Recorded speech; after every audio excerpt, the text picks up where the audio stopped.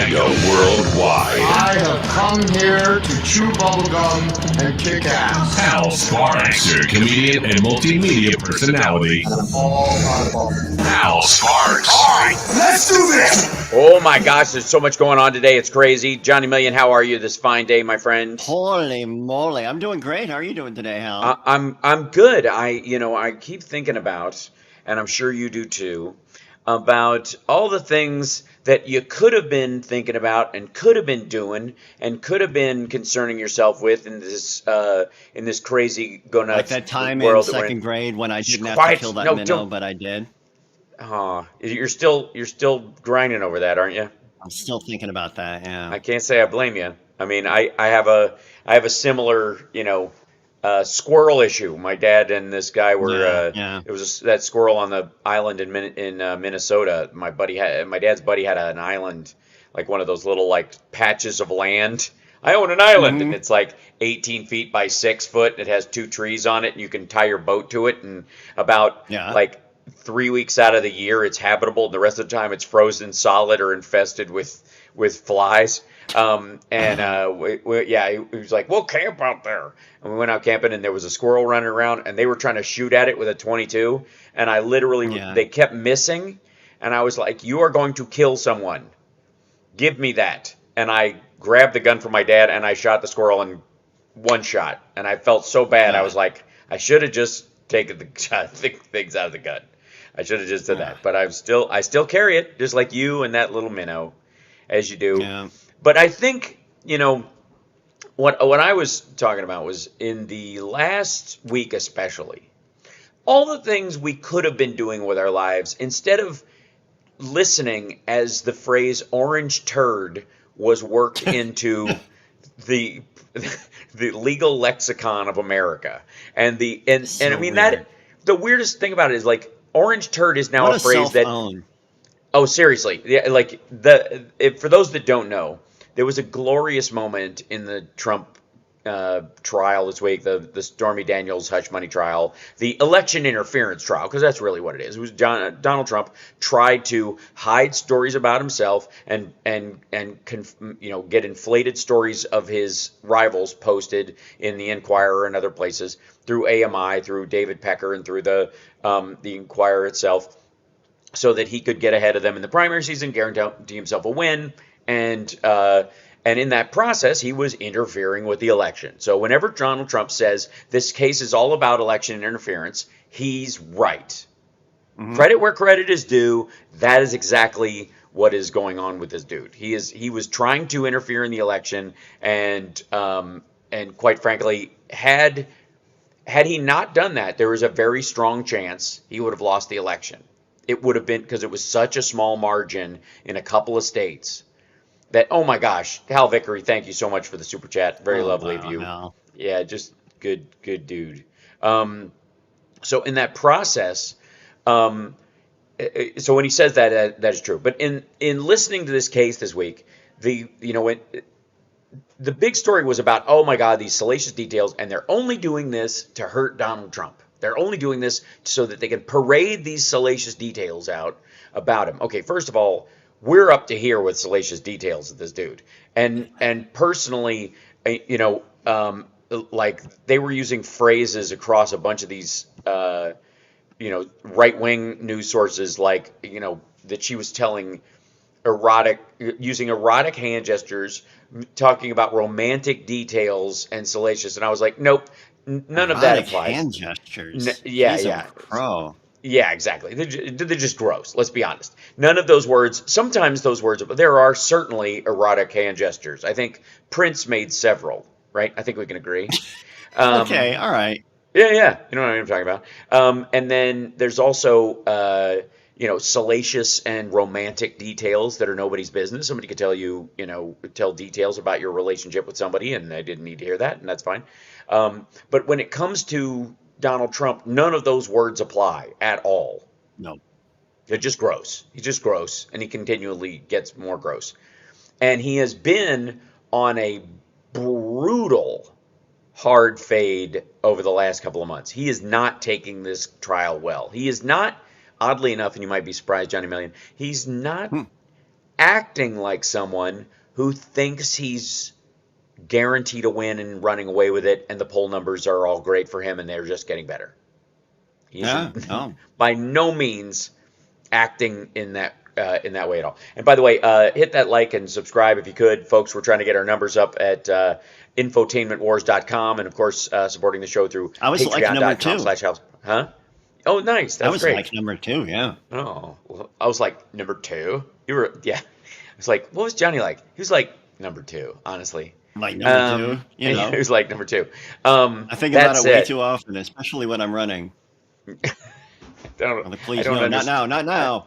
Right. See, I'm more of a sprint and fight than a long distance runner. You know what I mean? Like, you run and tell them that the bad guys are coming. I'll stay here and beat them up. But that's right. I duck and cover. Yeah, you totally do. And oftentimes that's in regards to number 2. But the point is, over the last week, Trump has also started to take out these like newspaper articles they're printing for him and reading them, and they're always the same people. It's Jonathan Turley, it's Andrew McCarthy, it's Alan Dershowitz, and then he runs out of legal experts and starts going with newscasters, Sean Hannity, Greg Jarrett, that kind of thing, and repeatedly says all the people say this is there. All the great legal scholars say there's no case whatsoever, and of course he can only name 5 people, you know. And for all the talk about how he's just nailing it and on the right, the aggravated excitement and the fear in people like Jesse Waters and Rob Schmidt on Newsmax or Greg Kelly or any of these other people, they like him. Maybe they're taking their emotional cues from him. I don't know. Maybe that's how cults work. But none of them seem like every time they indict him, he gets stronger, and this is just going to be great for him, and people are going to want to elect him because they feel like he's being treated unfairly. That whole storyline is garbage. Last week, Nikki Haley won in the Indiana primary. She had been dropped out for 2 months. She got 124,000 some odd votes. She got nearly 30% of the primary there. And people were like, oh, people are crossing over and Democrats and it's an open primary. No. Specifically, thank you, Josh. Specifically, Indiana has a partially open primary. I mean, you can do it, but you have to declare that you're doing it, and you have to cross over, and you have to re-register. And so if you're willing, on the one hand, you can say that it's easy to do spoilers in an open primary because people could just walk into the booth and say whatever they want, right? They don't have to go through with it. But you add that extra step of having to register and re-register and all that kind of stuff, and you know that right-wingers everywhere are trying to deny people the right to vote. I don't know about you, but especially in an election year, I check my status at like vote.org on the regular. I don't want to be in a situation where I'm being bumped from the rolls, because there's so many Hal Sparkses out there, right? Oh my gosh, Francie, thank you for the gifted memberships on YouTube. Thank you so much. So I'm just not convinced that this is going well for Trump the way they say it is. I'm just not. I'm also not convinced that the polling that's being done, what I would effectively call PR push polls that are being done by the news to keep this a horse race, to keep interest in this, to keep people. Now, there could be, I can think of one good reason where Democratic-leaning media groups would want to make it look like Trump is going to run away with it, where they would frame their questions in such a way that it would make it look like Trump was ahead. And those are the people that, as much as they felt comfortable around Hillary's chances in 2016, were very disappointed that a lot of people stayed home or didn't recognize the threat that was going on there. And so there is, they always tell you, run like you're way behind, right? And that could end up benefiting Biden the way it benefited Obama against Romney. Obama, if you'll recall, at this point, Romney was beating Obama in the second run. And so there is something to people getting very, like, oh my God, he might win, and really getting them motivated. That is a GOTV for Democrats if Trump looks like he's that far ahead. There's not going to be a point, unlike Trump, and this is a curious thing that he was worried about in Texas when they were, or in Wisconsin. Remember when they said there was like a 16-point lead for Biden at one point in Wisconsin, and he was like, this is just making people give up.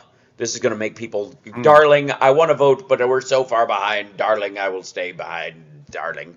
Remember that business? Well, there is a point to which Trump's voters, whom he has already told voting is a problem, you can't trust it for years and years now, and it's hard to deprogram that nonsense. It's going to be it's very easy for him to reach I don't know what that threshold is, but reach a statistical threshold where people are like, why bother? He's going to lose. They're going to steal it. It doesn't matter. And they'll check out. They won't go and vote. And he's so busy attacking the quote unquote rhinos that there's no secondary motivation for them to go to the polls. They're not going there because, well, they're probably going to cheat on the presidential level, but I'm going to show up for Chip Roy, or whatever the vast majority of the folks are, view almost anybody except the firebrand lunatics, Marjorie Taylor Greene, Matt Gaetz, Chip Roy, and others like that. They view them as, as rhinos. Anybody else is a rhino. And so are they going to show up for those people? So you've told people that it's rigged. You told them to only vote on one day. So if something comes up, you're done. And you've told them that everybody else on the ballot can't be trusted and is too weak. Yeah. And that is what gives you Nikki Haley getting 22% of the vote in Indiana. I mean, over 100,000 people. And these aren't Democrats. These are Republicans. These are very much Republicans. These are people who cannot wait for Donald Trump to be in the rearview mirror so they can get about trying to get somebody that could run and win two cycles in a row. That's what they want. And even the Nikki Haley voters themselves were like, even if Trump got in, he could only serve one term because he's already served one. It's not about consecutive terms. And so we got to take a break. But I want to talk about what happened while we were all hearing the phrase orange turd bandied about, and we were having to concern ourselves with Donald Trump, this enormous waste of time. It's hugely frustrating and ridiculous. But there's a lot of news out there, and for Biden, a lot of it's good. We'll be back.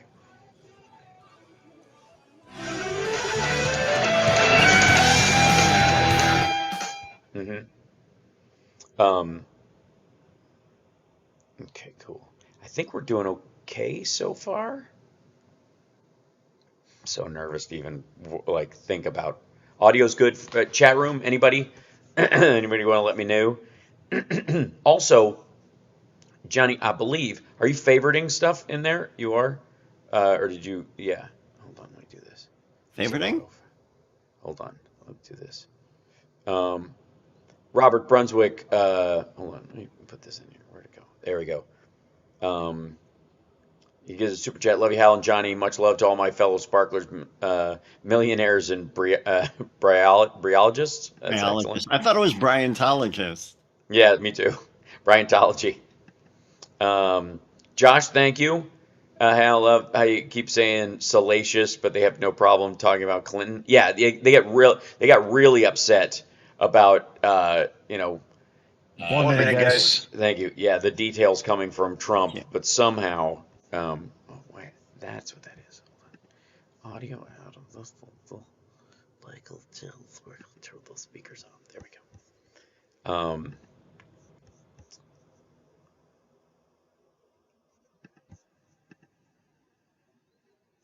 Were you able to hear that? No. Okay. Settings. Play audio out through. guess this is it. Is it trying to do it this way? Captain's log. Did you hear that? I heard that. Okay, good. That's great. All right, I'm not touching anything About else for a 10 minute. I'm not seconds. Thank you. He thinks I made it up. Unbelievable. Welcome back to the House Sparks radio program, Mega Worldwide. So, this week, well, I'm in Wisconsin. Madison's tonight. I'm looking forward to seeing our lovely Madison Sexy Liberal fans here at the show. If you haven't got a ticket yet, there's still a couple available, but it's pretty tight. So, it's worth the trip, though. I think there's, you and 3 friends get in a car, drive up here. There's 4 tickets. They might be scattered, but they're there, and you'll meet new friends. But over the last week. I'll give you a good example of stories. While Orange Turd was eating up the airwaves, the Biden administration and the American military finished the pier to provide aid to Gaza from ships in the sea off the coast of Gaza. That was finished this week. They finished it, by the way, in weather so bad that they could not deliver stuff to the shore yet.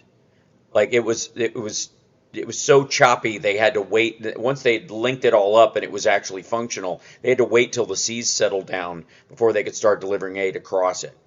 In the meantime, they were dropping aid along with the French.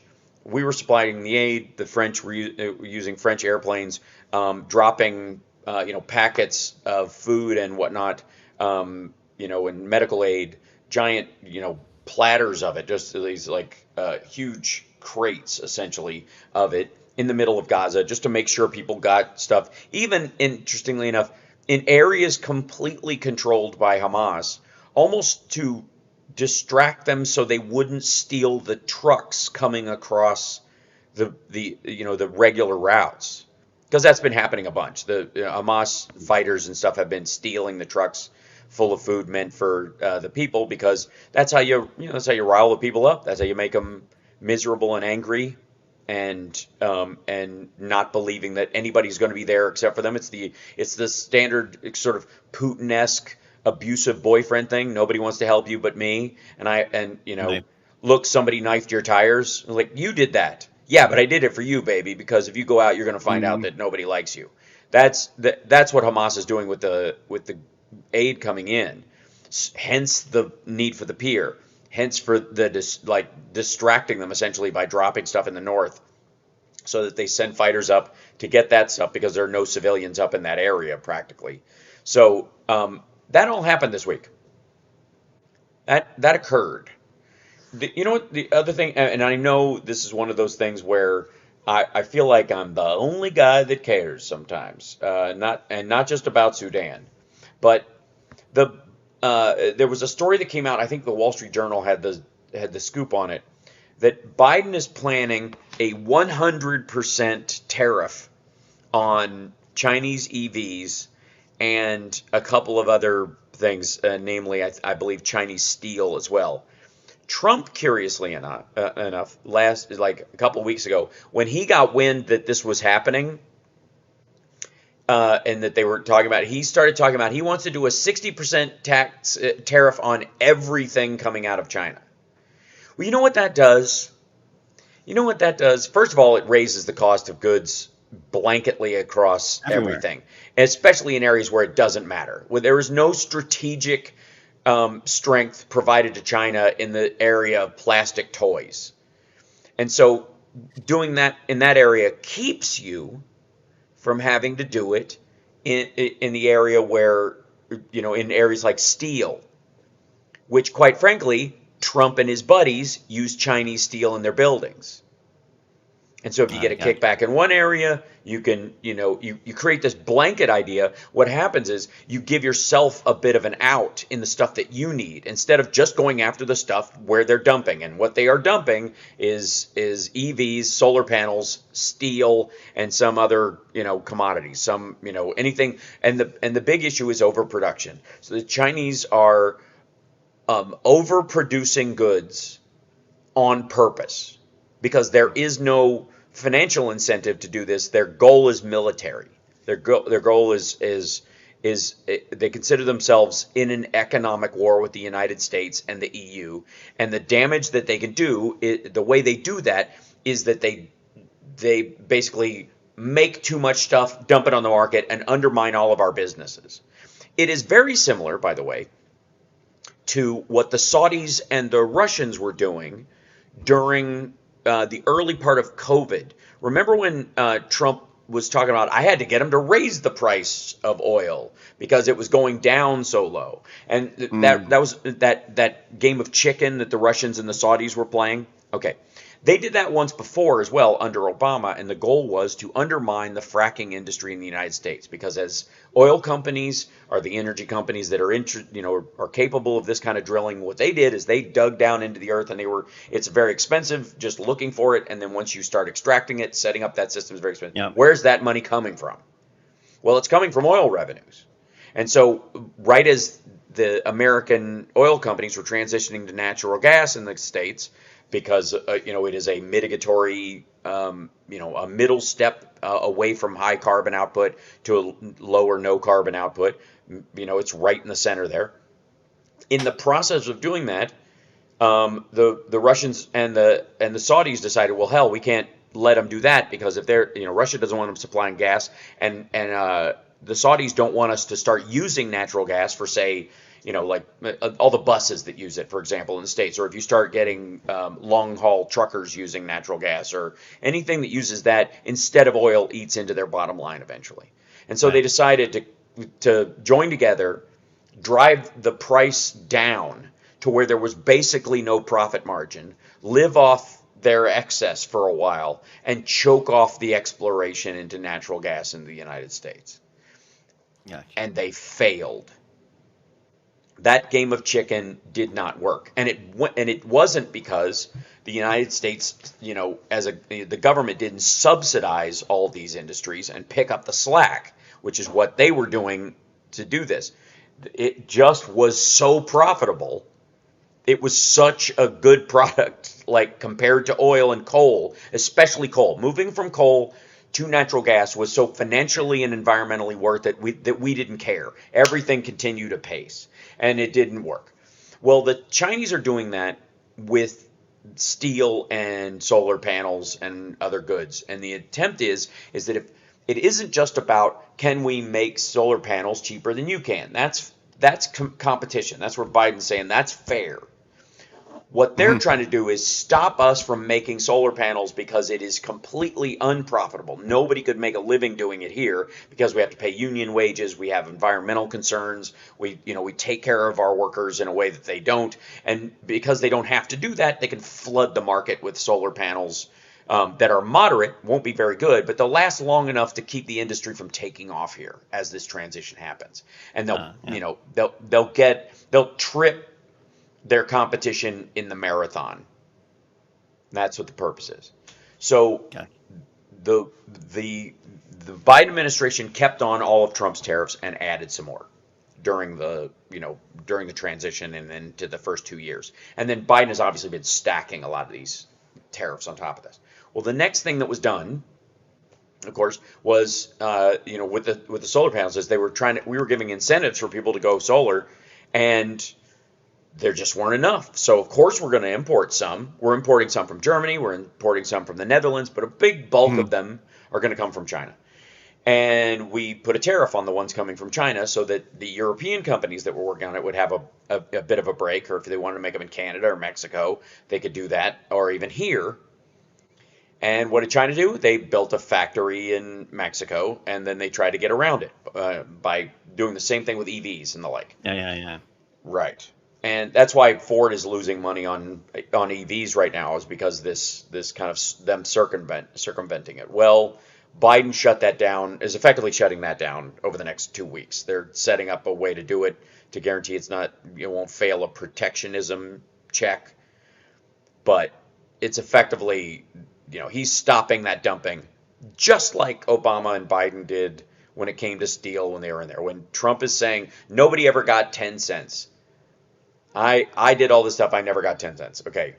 I'm in Wisconsin right now, and Biden shows up here in Wisconsin to talk about this Microsoft facility where 100,000 students are going to learn how to use AI, and there's going to be this AI development facility that's going to be here on the ground in the hole that was dug for Foxconn.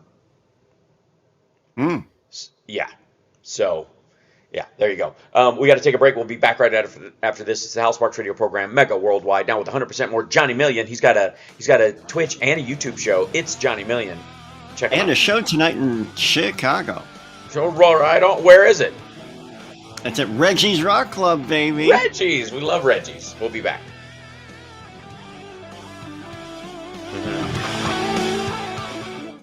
Let's see. Hold on. That might be the only place that we've played live together. Oh God, is that one of those AI songs? Yeah.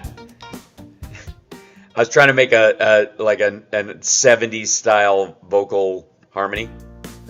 What service do you use for that? It's Suno.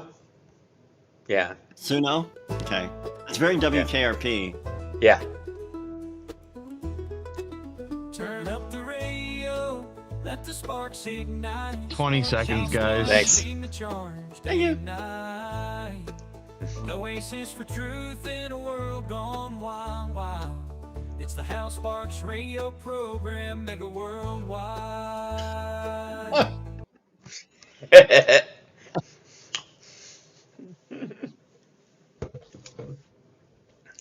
All right, here we go. Come back. Thanks.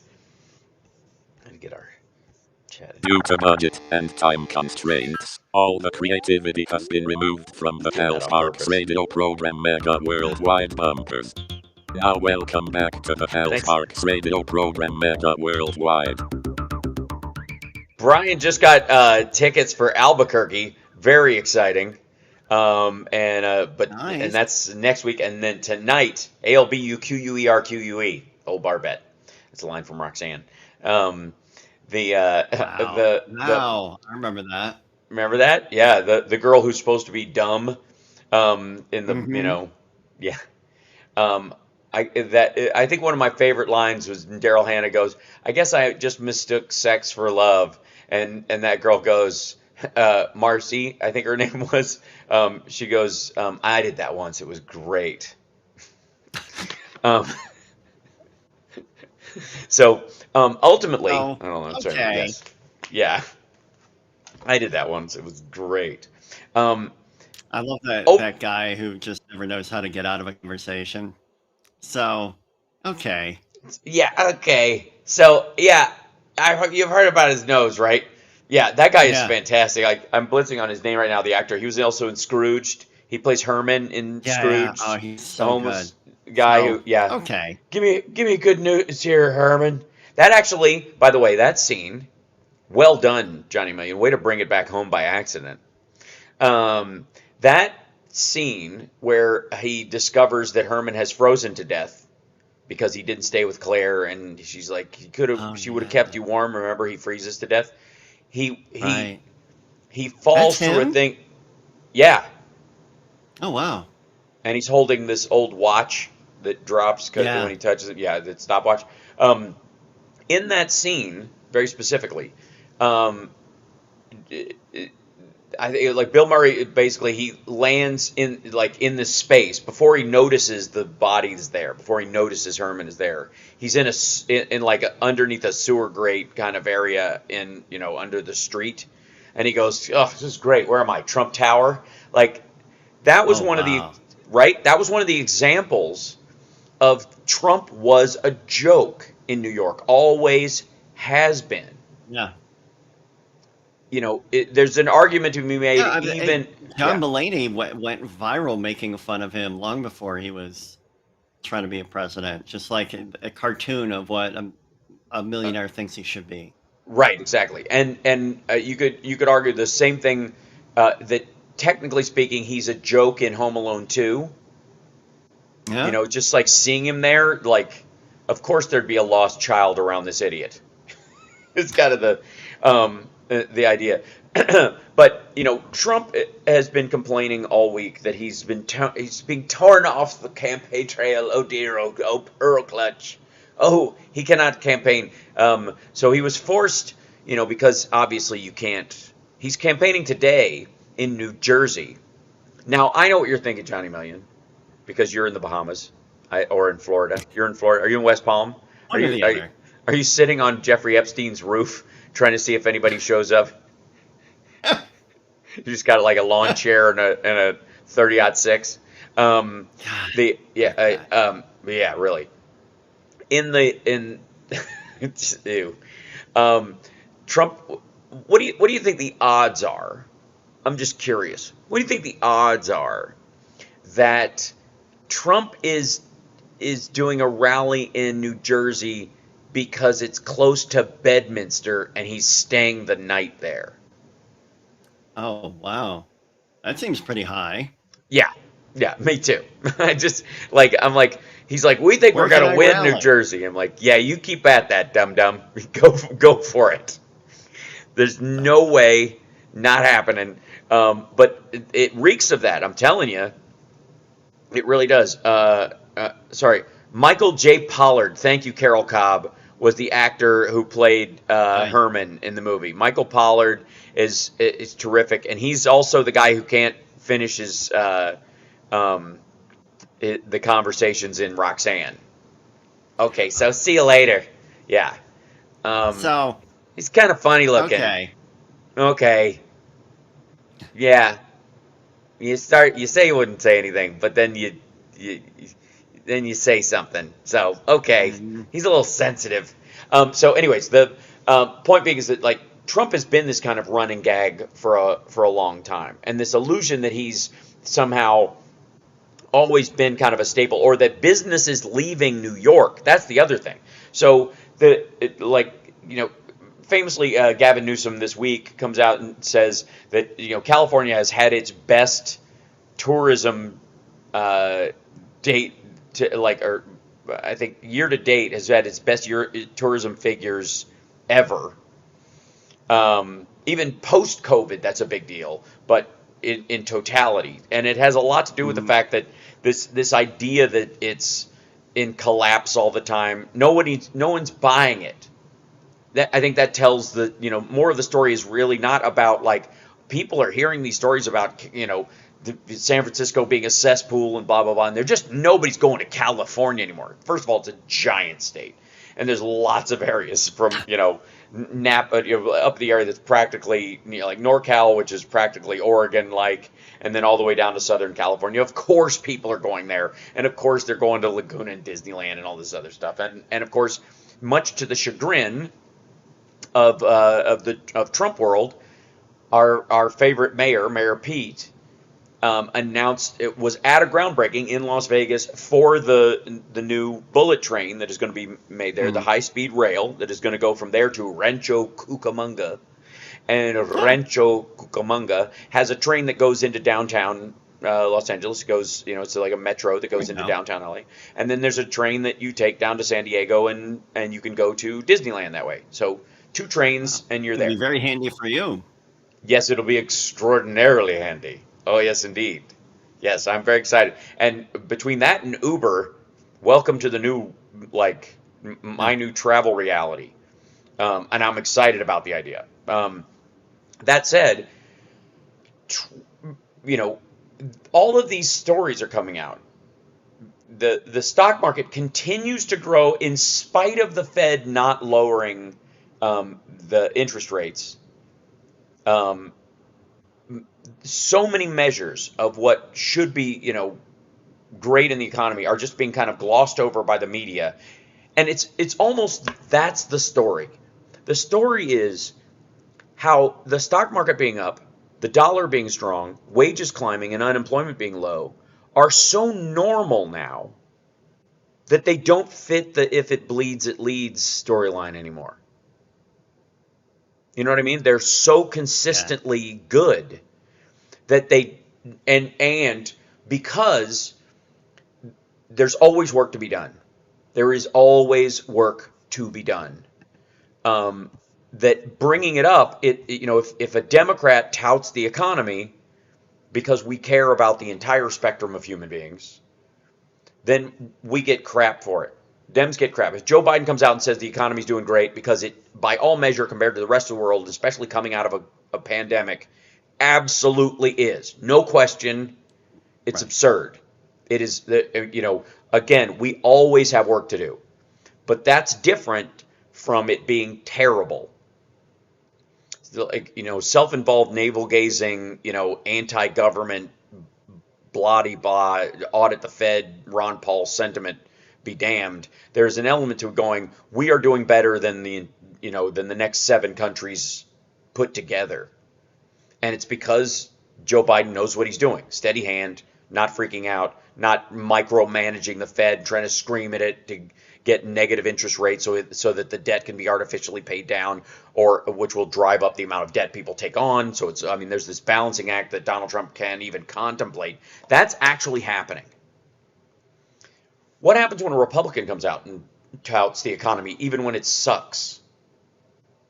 Rounds of applause in right-wing media, rounds of applause in their entire electorate. You will never find a MAGA follower in the exact same economic situation they were in when Trump was in, if they were in under Biden. Or I would argue they're better off under Biden by all measures.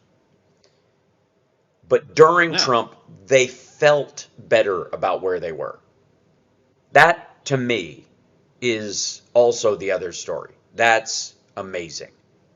That level of deluded, self-aggrandizing, low self-esteem, narcissistic, self-hating, the mixture, the absolute polar opposites of the thought is amazing to watch. And it is one of the most consistent things you can see in Republican and Democratic circles. Democrats, when we talk about the economy, it will never be good enough. And that's kind of true until we have, I guess, a robot, until everybody has a Star Trek replicator in their house. Agreed. Right? I think that's right. A real time. If you complain after that arrives, you're just a jerk. We can just finally go, all right, simmer down, right? But on the other side, Republicans, it will never be good enough if a Democrat's in office, and they will ride on top of Democratic sentiment. So sentiment about the economy is bad right now. It's lower than it was under Republicans, statistically. If you listen to these, if you look at the polls, sentiment about them. Well, why is that? It's because Democrats always have a bad sentiment about the economy, by and large. 60-40 or 80-20, depending on what it is. Always are like, we need to strive to get better because there are people who are starving, there are people who are hurting, there's food deserts, there's food insecurity. We care about that stuff. So you're always going to have that group, that chunk of the electorate on the Democratic side that says it's not good enough. When a Democrat's in office, you're also going to add on top of that half of the Republican side or more, if not all of them, that says it's terrible, even if it's good for team purposes. What's the problem with relying on that as an indicator for how voting is going to go this fall? Mm-hmm. It is not going to. It's no indicator. It's the same. It's always the same. It's not a wash. There are more Democrats than Republicans. And just because Democrats feel like it should be better doesn't mean we don't believe it's going to get better. And it doesn't mean we're going to think that somehow Republicans are going to give a crap and want to make it better. Yeah. Right? We're not going to cross the aisle and go, they have a better plan to salvage the economy. That's not the point. On our side, it's like we have just more to do for the least among us. Always we have that. And the Republicans that feel like it stinks, even though they're doing better, even though they've never had it so good in a lot of ways, they're not going to come over and vote Democratic, even if they recognize it's benefiting them. They're still going to vote Republican. And so statistically speaking, you get this number where, oh my God, under Donald Trump, the economy was more popular than it is under Biden in terms of voters. But when they get in the voting Get it. booth, well, that's the thing. When they get in the voting booth, we're going to see the same thing we saw in 2020. We're going to see the popular vote, or better, that we saw under Hillary Clinton. There will be a get out the vote aspect of some swing states, as there always is, and we got to, it's got to be a full court press. With Romney in 2016, they really thought, I'm sorry, in 2012, they really thought he was going to win. Yeah, absolutely. I mean, this was a guy who was, he was the rich out of touch dude with a car elevator. Remember that? Oh, yeah. And even though this guy has a car elevator, he's complaining about his economic status, not the country's economic status, not the, right? His own personal economic status, which is lunacy. But what I'm trying to say is, and I hope this is clear, is that when the news talks about people feel bad about the economy under Joe Biden and therefore it's going to affect the vote this fall, I'm here to tell you it isn't. In the same way that when the ACA came out, Obamacare, it was underwater in popularity, 53 to 65% underwater, negative view of it overall. And they were like, well, that's never going to pass, and people don't want it, and people don't like it, and it's going to collapse, and people will, it'll just get worse and worse and worse. The problem they had was half the people who didn't like it because they just think it's communism or some crap. The other half were Democrats who wish it went further. And there's a huge difference when you get in the voting booth when you think something hasn't gone far enough versus how you think something shouldn't exist at all. And so those Democrats voted for Obama the second time around, and they voted for Hillary Clinton by and large. That's why she won 3 million votes in the popular vote. And they voted for Biden, and they're going to again because they want it to keep going. They're dissatisfied with, when people like the ranking of government, like, oh my God, look how unpopular government is right now, or divided it is. Like, well, look at the Republican Party. They're more divided than I've ever seen a party in my life.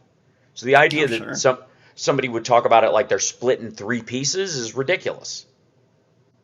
Right? Aren't we dealing with like a weird subgroup of the Republicans, some average Republicans trying to hold down maybe half of their party, and then the vast majority, maybe 80, 90% of Democrats working together, not in lockstep, but in common cause? Trying. So, yeah. I mean, it's happening. That's the amazing part. Anyways, we got to take a break. We'll be back right after this. Philip Bittner will be joining us at the top of the hour from Kiev. And fundage and the like is starting to arrive, including the ATACMs, which are making a huge impact right now. We'll be back right after this. Delicious. Sound like crackers, right? Mm-hmm. ATACMs. I love me some ATACMs. ATACMs. Right, that's right. The way they soak up the broth at the end. Yeah, it's good. Oh, God. Dirty diaper, I wear it proud, walking around, no time to bow. Feel so warm against my bum, I'm dropping bombs, having so much fun. Messy pants all day long, my diaper. What the fuck now? It's a little Trump song I made that I'm gonna put to a little like a bunch of like video of him at the dancing and then in court and stuff. Yeah, and some of the cartoon drawings of him. Yeah. Hey.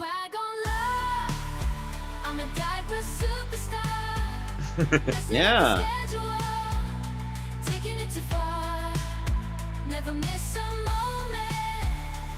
60 seconds, guys. Thanks.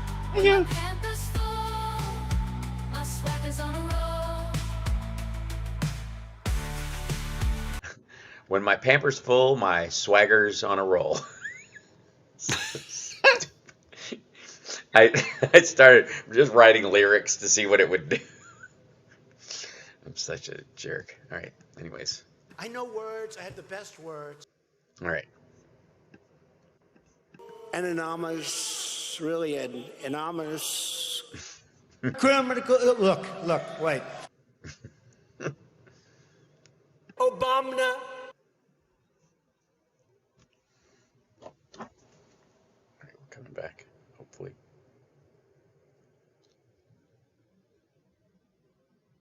Ten seconds. Thank you. To be a stank singer. You're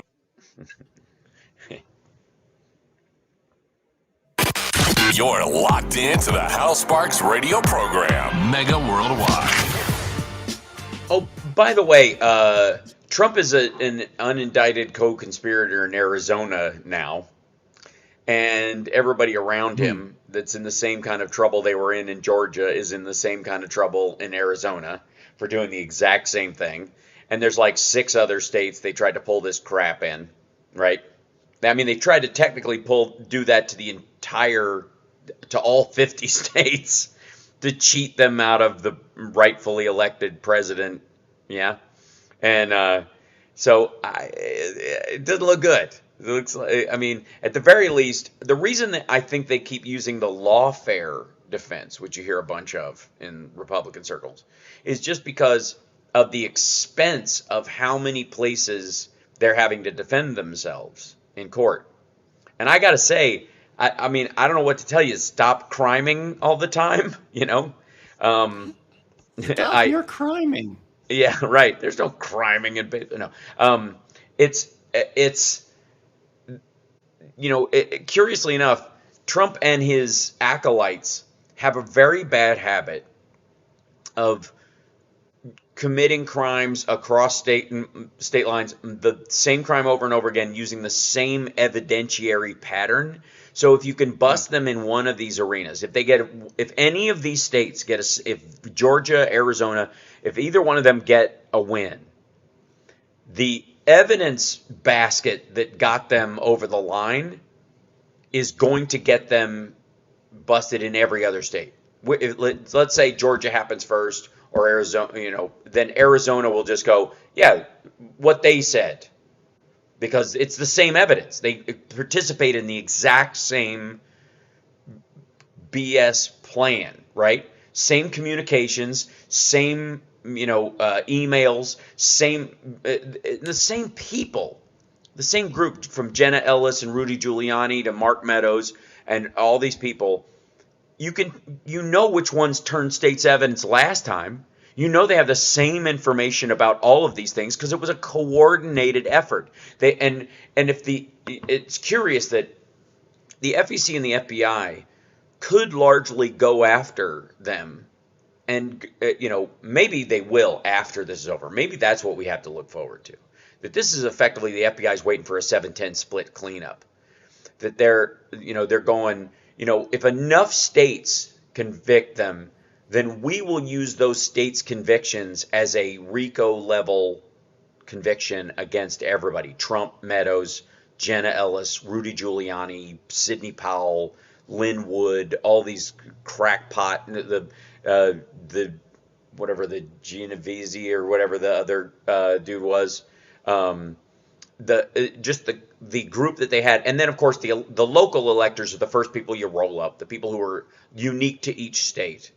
Those folks are getting rolled up first. Then they go, but Jenna Ellis gave me she's the one who called us all, told us to meet there and sign this paper. And then you talk to Jenna Ellis, and she doesn't want to go to jail for 9 years. So she'll tell you who told her to tell them to get there. And, you know, she's like, I thought it was legal because the president was telling me to do it. That's enough. That's enough to turn these folks over. And I'm looking forward to a future when you know, the election is over and Donald Trump has lost again. And Republicans everywhere are looking to either replace him themselves, be the new Trump. Yeah. Or, right, that's 20% of the party. And the other 80% just want him in the rearview mirror to pretend they ever knew him. You know, like Bush and torture. They just want to pretend. Right. And at this point, I think it's going to be a lot harder to shake than they think. But I also think that in that process, we're going to get bored. You think the Trump trial in this particular instance is going to get kind of draggy or whatever? When Biden's in his second term and the Republicans have lost seats in the House and in the Senate, they no longer have the House. It's still evenly split or slightly Democratic in the Senate. There will be no appetite for any of like the Marjorie Taylor Greenes of the world trying to grind stuff to a halt just to save Donald Trump from himself. There will be no appetite for it. I mean, I can't. That day can't come soon enough. I got to tell you, but it's going to. It will come. Eileen Cannon can punt as much as she wants, try to push the case off into the future. You know, the classified documents case. It's not going to work. It's going to eventually come to trial. And even if she has it after the election, it's not going to benefit him. And I would argue dragging it out makes it worse. You could make an argument that maggots everywhere would rally to Trump if he was being tried in this situation, just in general. They don't believe it. Right now? Yeah. Well, I mean, I think... Like if he tacked another one on. Yes. And if he was in the trial during the election, or in the months leading up to it, let's say they started in July, it was going to be a 10-week trial. During that time, they'd start voting early for him. Everywhere they possibly could, they will vote early for him, just so they can get away with it. Just so they can, they can like bank their vote. Just so they can help him get away with it. But because she wants to push it, what it's going to be about is that October is all going to be about discussions of the cases that have not been brought. We won't even need an October surprise. It will just, that whole conversation will be, how can you vote for a guy that did this, and this? And and he's going to be tried no matter what. And it's going to happen after the election because it's not about whether or not he can be elected or not. It's not about denying him, his rightful position as a candidate or as president. It's about how he broke the law and how that kind of stuff has to end. So I'm I've always, you know me, I've been very bullish about what's going to happen to Trump for a very long time. Whether he ends up in jail is immaterial or whatever, because he might pull a Weinstein or a Golden State Killer and pretend he can't hear or something. Although his ego will probably get in the way. I do think he's getting convicted in these cases, and I think the torture for him ultimately will be how quickly people move on when he's really in trouble next year. Yeah, that'll be the worst part for him by far. They're not. Because he loves negative attention. Right, and there's no upside to somebody coming and kissing his ring the way Mike Johnson kind of did or whatever. I mean, I suppose all Freudian slips aside, where he literally points at him when he says hardened criminals during that press conference. But there's a day is around the corner, and that is, I think, what Trump more than anything is panicking over. He's seen the internal numbers. He's seen that the economic numbers, or even the border numbers, that's not going to help him. And we found out this week also, and this was again while Orange Turd was eating up the airwaves, that Schumer is looking to bring the border bill back up for a vote, which is what I said they would do. And they will do it. They're going to do it in the next 3 weeks. And then you know what happens if it doesn't pass again? They're going to bring it up again in July. And if they don't, if Republicans stop it from being passed in July, you know what they're going to do? They're going to bring it up again in October. And the October surprise will be that Republicans have voted against the border bill and everything in it seriously 3 times in a row. Yeah. So what Richard says, Hal, my smartphone can't tell the difference between Hal and how. Believe me, it's been the problem of my life. I understand. I get it, Some people, I've had people spell my name Howell. like Mrs. Howell, Like Thurston Howell. like Thurston Howell said, "Lovey." Yeah. So it happens. It's bound to happen. So that said, I used to have his name on the tip of my tongue. well, save it because Philip will be joining us in a minute, and we're at the bottom of the Okay. hour, and we'll see you guys in a moment after the news. It's the House Sparks Radio program, Mega Worldwide on WCPT Radio, Chicago's Progressive Talk. I feel like I should send my little jingles to Chicago for the. I don't know what's stopping you. Sparks Radio program, Mega Worldwide. So terrible. It's great. There's also this one. You are watching House Sparks, Mega Worldwide, and we're glad you're along for the ride. Yeah. Wow. I also made myself some hold music. This was the easiest thing, I think.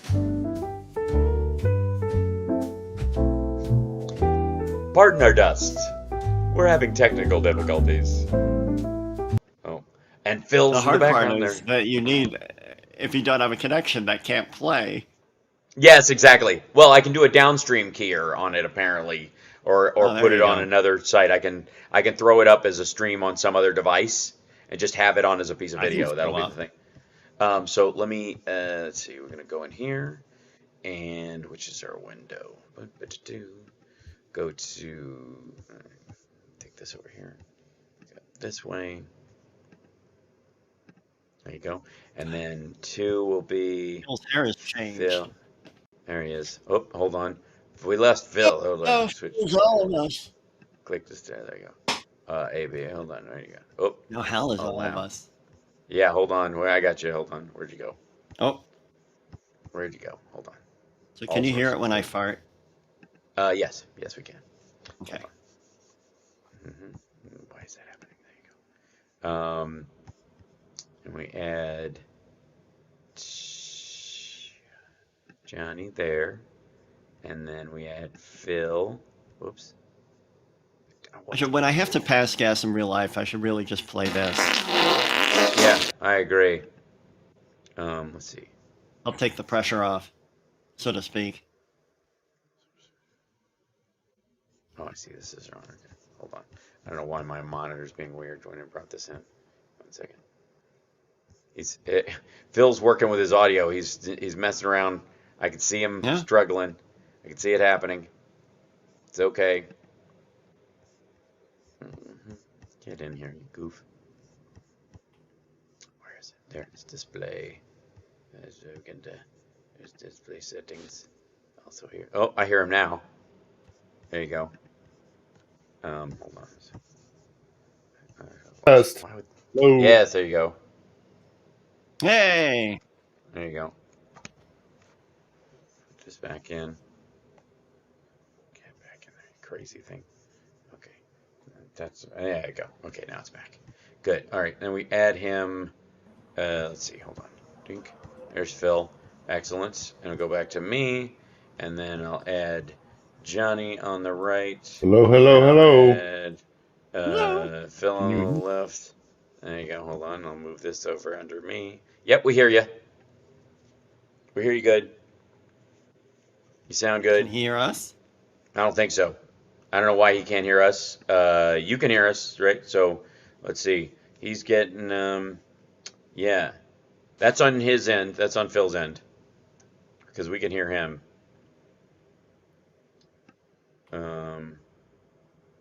Yeah. Henry chat. Let's see. We hear you. We're coming back in 20. Thank you.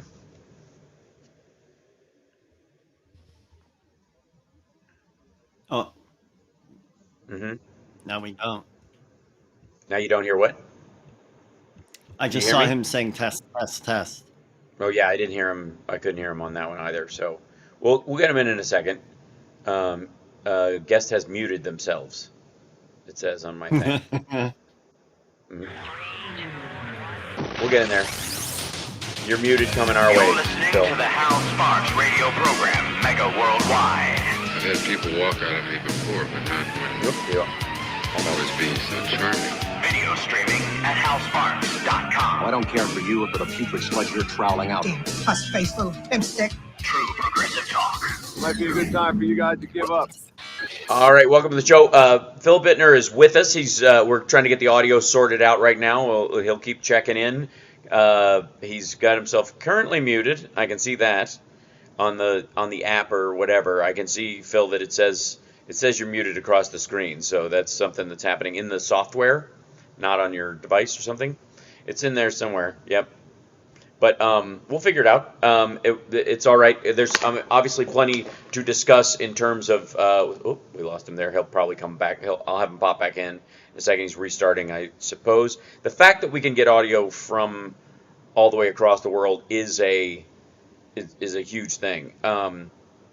Now, the fact. I don't even know if I want to start the conversation about Ukraine until Phil is in here with us. So, what I will say, Can we in talk sort about of, Gilligan's Island until then? yeah, absolutely. I gave everybody a history assignment. I said, okay, here he comes back in. I hear him calling. It sounds like it should be good. We'll see what happens. Phil, can you hear us? And yep, there you go. We hear you. I can hear you. Okay. Excellent. I'm wondering if you're hearing me. We hear you great. Well, I'm betting you're hearing me on off my earbuds. Yes, we hear you good. You hear you great. So, all's well. Hello and welcome. Good to see you. And how's things? And where do we even start? There's kind of a lot of moving parts right now, right? Yeah, we got to talk about Kharkiv. Yes, that's the most important thing. The Russians have launched a full-scale offensive operation in the northeast of Ukraine, in the direction towards the second largest city in Ukraine, Kharkiv.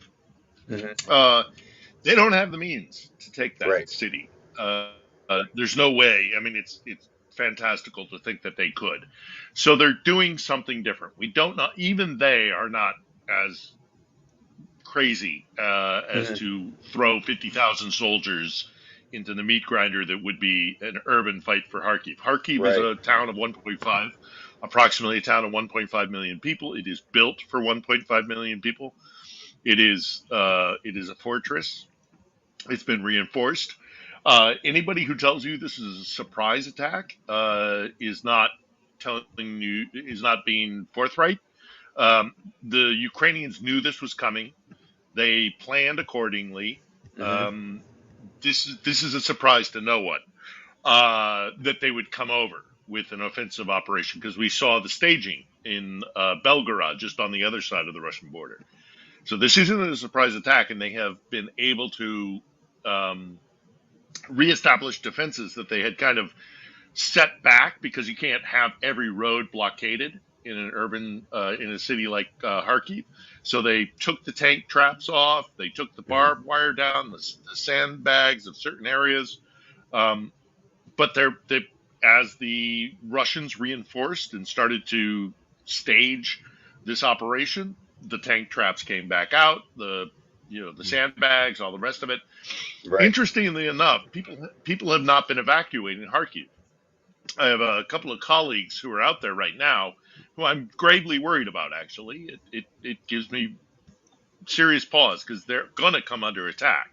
Right. But they're out there in the city, and they are reporting to me that actually there is not a massive exodus from Kharkiv. There are evacuations going on in the border towns. In particular, there's Volchansk, I believe it is. It's the one that they're centered around. That's only 3 miles inside Ukrainian territory from across the Russian border. So there are evacuations going on there, which is heartbreaking, because the people who are leaving their homes don't know if they're ever going to come back to those homes. They don't know if those homes will be standing when and if they do come back. They have to make lifelong decisions, like, do we take our pets with us? Do we take certain heirlooms? Do we, what do we do? It's war. It's one of the most devastating things about war is the displacement of people who just want to live their lives. But that is happening. Ukrainian result. Okay, so they came across the border. 50,000 approximate Russian soldiers came across the border. I want to say it's about 36 hours ago. It's been over 24, so it's, I would say, in the 36 to 48 hours when this offensive operation began. We were all very, very deeply concerned about it. It seems as though the Ukrainians have held certain lines, and they are giving resistance to the Russians, and the Russians are not advancing very quickly. They're losing lives. The Russians, the Ukrainians are as well. But they have, I don't want to say they've completely blunted the attack, but it doesn't look to be very successful so far. Again, going back to Kharkiv, if there are those out there who fear for the fall of Kharkiv, don't. I've spoken to people inside the city. I've spoken to people who are also in contact to people in the city, and the general atmosphere in Kharkiv is bring it on. We will, and that's not to be flippant. That is not. They know exactly what they are saying when they say, "We will resist you. We will resist you." Russians think that Kharkiv is theirs because it is close to the Russian border. It's a by and large a Russian-speaking population, but it's not Russian. It's Ukrainian, and they are steadfastly Ukrainian. I equate Kharkiv with like a steel town like Pittsburgh or Detroit. These are people who work in molten steel. They're not going to be afraid of a bunch of yahoos with an AK-47. Right. Again, not to be. That's me. But it is so heartening to see their resistance because they're not. And the basic military doctrine is when you're on the offensive against a well-established defensive line, which Kharkiv is, you want a 3-to-1 parity. Yeah. And they don't have it. 50,000. That means you would have to have roughly, you would have to be facing a force of less than approximately 20,000 people. There's far more people in Kharkiv that are going to resist the Russians than 15 to 20,000 people. There's 1 million people in that city, and everyone's going to pick up a Molotov or a AK-47. Grandmothers, children. The Russians, again, underestimating the resolve of the Ukrainians. So I don't think they're going to lose Kharkiv. What they might lose, and what might be the plan, is actually to draw defensive forces from near Donbass. There's a strategic town called Chasiv Yar, which I have a vlog from Chasiv Yar on my YouTube channel. I've been to Chasiv Yar. They might be able to, after an elongated fight, take Chasiv Yar. They've kind of learned a little bit from their battles in Bakhmut or Avdiivka that just going up against a city or a town is not the best way to go. You want to maybe try and manipulate the entire defensive line. It seems that's the lesson they've learned. So they're trying to sap defenses from Donbass and make them get them to redirect so that they defend Kharkiv. But at the end of the day, they're not going to be taking a town like Kharkiv, and they're not really going to be taking a lot of Ukrainian territory. There is the possibility of taking strategically important territory, but not huge swaths of the country. Right. I'm curious at, if this seems to be like kind of a plan that was supposed to go in place before the 9th, and is just kind of, they weren't able to launch it, but they're more macho than smart. And so they just have to do it, right? Their machismo is outrunning their brains again. Yeah. And that's a constant problem with the Russians and their strategy, is this idea that when your manhood is on the line, and that's more important than whether you actually win or not, appearing tough. You will do some stupid stuff if you're trying to appear tough versus appear smart, as it were. And it feels like they're doing a lot of that stuff. And this is another horrifying example of just, we were talking about how in the next 10 days they're going to hit 500,000 dead, 500,000 casualties. It seems like they're going to rush that number with this. With this offensive, Yeah. surely, yeah, no, absolutely. And one of the things, so there's the American aid that's coming, and Hmm. it is coming, and I think, and I can't point to any solid evidence of this. It is just me reading tea leaves and having been in war zones for the last 25 years and seeing how militaries operate. Hmm. Um, I think the artillery, the American aid has arrived in the form of artillery on the Kharkiv front lines, Right. because that's what it appears is what has blunted their offensive. Is the Ukrainians hit them hard with Hmm. with with uh, with artillery. Um, Yeah. that would indicate to me that some of that aid, the U.S. aid, is coming quite timely. It'll be followed up with weapon systems like Bradleys and tanks and Yeah. I mean, HIMARS and things like that. But it's going to take a there while were for those things to actually arrive. right. There were 22 attacks near Avdiivka, in the last like 48 hours, and none of them worked. None of them. No, And like again, for Avdiivka, which is not strategically, it's not Kharkiv, it's not Kiev, it's not Lviv. This is not a situation where it is bizarre to me that the Russians are treating almost in siege warfare over useless spots of ground and not putting resources towards areas that if they seized them would be negotiating, like Kherson or something, where they'd have you could negotiate based on this. You could go, hey, you better give us some of what we want, or we're going to go for Odessa next because we managed to take this. We'll take the next big thing. They're not doing anything close to that, and even going after Kharkiv, they're still not clearing the ground to get there. I mean, even the attack on Kharkiv looks, if you talk about it, yes, they're firing artillery into the city, and yes, they're doing stuff like that, but we're not in the urban warfare zone of it. They haven't busted through. They haven't, you know what I mean?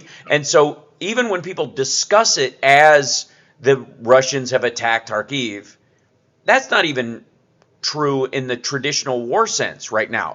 Certainly not in the way that like the Ukrainians have.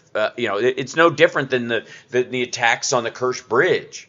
We have to take a break, and we'll come back with more, and we'll get questions too. In the chat room, Johnny, I don't know if you can see this, but you can make favorites in the chat in the software we're working. I think you can literally, click on stuff in the chat and then favorite them, so it might be easier for you to find them in the eCam thing. Cool. So hopefully, which is the most recent, top or bottom? The bottom. Yeah. Okay. So you scroll down to the bottom; those are the ones that are coming in. Anyways, we'll get to those right after the break. It's the Hal Sparks Radio program, Mega Worldwide. It won't let me do that, Hal. I think that's a host feature. Okay, maybe I can make you co-hosting or something. So we'll see what we can do. We shall see what we shall see. Mhm.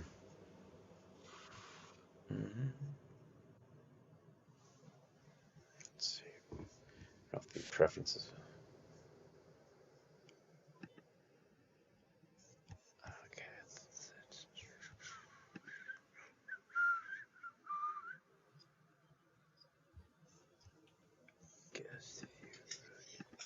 Customize interview settings. Excellent. Okay. This is what you see. Show viewer comments. You can see them. Show viewer. You can see that, right? You can see the viewer comments and everything, though. I can see the comments. Yeah. Okay. I've got 4 questions so far. We're coming back in 20. Gotcha. Okay. Thank you. Hey, Chicago. Hey. Sorry about that. Okay, you got the questions though, so we're good. All right. Remote control. You're in Madison? Yeah. Wisconsin, Never made it to Madison, but I hear it's very much like an Ann Arbor, which I love. Yes, You're locked into the Hal Sparks radio program, Mega Worldwide. I am indeed in Madison, Wisconsin for the Sexy Liberal show that is happening tonight at the Barrymore. named after, of course, the youngest cast member in ET. And it's I'm looking forward to the show tonight, and hopefully people will come in. This is one of our. This is like we launched the tour here initially back in whenever. In what Trump would say 2008 or something, because he couldn't figure out how to say 2000 this week. So he said 2016, and then he started saying it for the single digit years, which just shows where his brain is. But in the having, I guess Phil saying he's never been here, he's heard it's like Ann Arbor. I would agree. It's a city by the bay, as it were. It reminds me of a lot of places that are off a lake that are very nice. And this time of the year, It's on Michigan. It's on Michigan, right? It's quite lovely. It's very lovely. I cannot wait until this war is over. I can't wait to go back to the Great Lakes. Yes, I look forward to everybody, please. Yes, I look forward to our hourly our second hour report of where's Phil this week, of inside America. Where's the best perch fishing spot on Lake Huron? That's right. Yes, and Johnny Million and I are both talking like NPR hosts. This week, what we're talking about this week is hand woven shawls. Hand woven shawls. Now, I wouldn't try my hand at those things, but Johnny's been working at it very hard, and I have to say they are my sweaty balls. Right, sweaty. So it's a lot like sweaty balls. It is a lot like that. Thanks, guys. We are broadcasting. SNL skits of all time. It is genius. But send my best to everybody at Sexy Liberal Staff. Yes, Glenn Kirshner is joining us as a guest here as well. And I have apparently we have a Star Wars alum joining us on stage for the LA one this fall. I'm just saying. And you're familiar with his voice is all I'm going to say. I'll leave it at that. So it's I might have to come and attend that one just to meet that particular gentleman. That would be lovely. And also because it'll be right on the doorstep of voting, which I intend to in my district in Michigan. Yes, because I'm physically going to cast my ballot.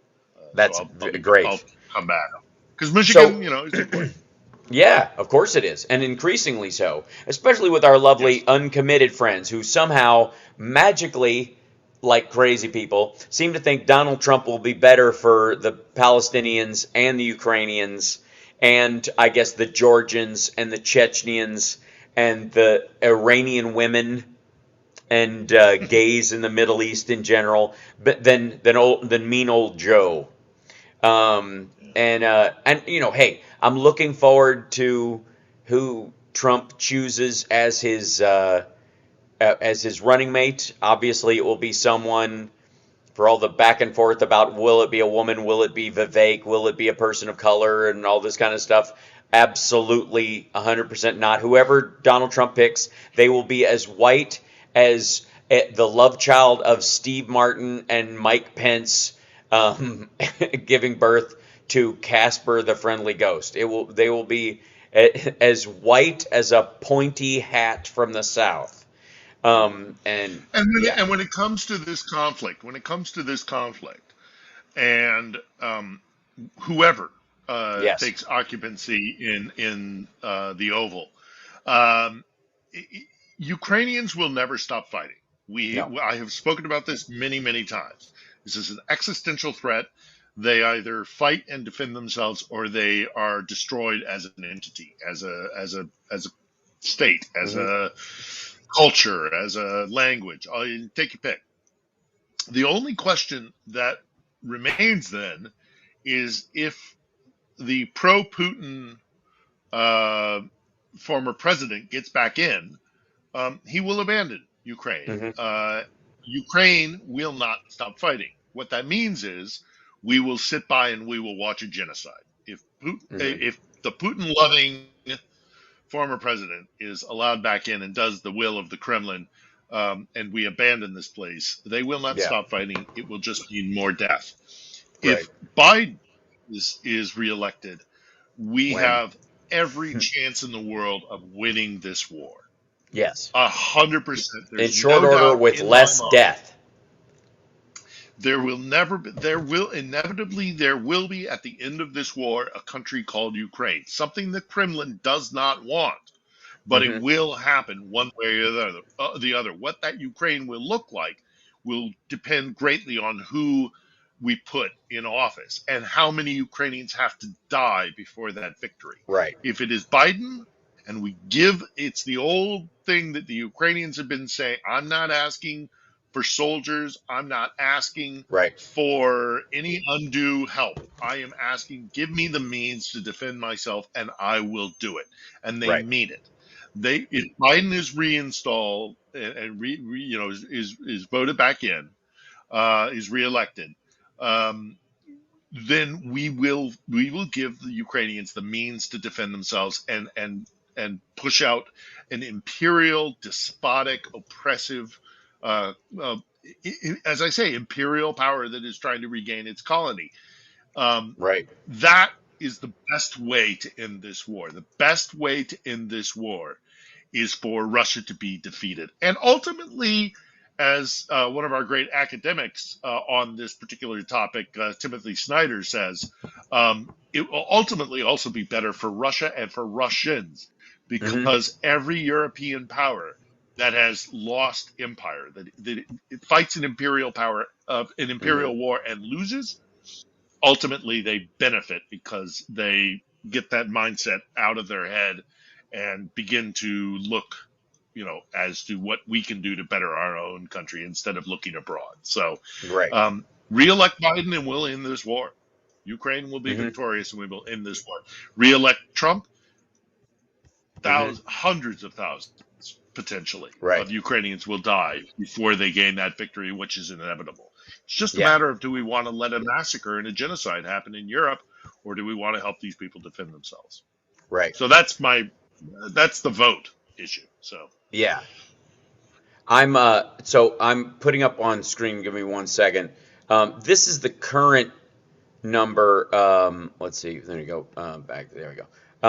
This is the current number: 481,030 dead Russians in the over the course of this war. 481,000. 1,320 of those were in the last 24 hours since yesterday. Since this time yesterday, 1,320 Russians have lost their lives. On top of that, 40 armored vehicles. The sheer number in this case of armored personnel carriers, which is where a lot of these deaths came, and 55 artillery systems were destroyed yesterday. That is the American hardware getting there so that it can be used. That's where it is. It's the most direct tie. You can tell the difference because the spike in the number of deaths is about 1,000 plus, all the time, maybe 800 when at the lowest ebb. But now you can see the damage that is being done to gear because the U.S. Arms have arrived or are starting to arrive. And the excess deaths of personnel could very well be the people who were inside those personnel carriers, those vehicles that were going to the front. So it's crucial that people recognize. I believe, like I said, I believe the Russians are going to lose, and I believe the Ukrainians are going to win. But I also think there's going to be a period at which,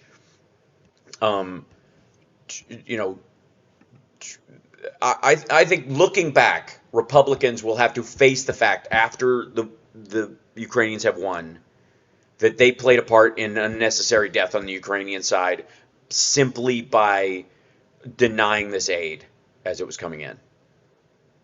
agreed. That is going to be the thing they deal with. That is there's not a single one of these people who dragged their feet for a couple of months just to be jerks during this period of time, that when the Ukrainians win, when the Russians are driven out, and they will be, and the Ukrainians reclaim Crimea and the Kerch Bridge is gone, and stragglers in Donetsk are doing some stuff, but mainly they're being pushed back, and Russia's economy is in total retreat.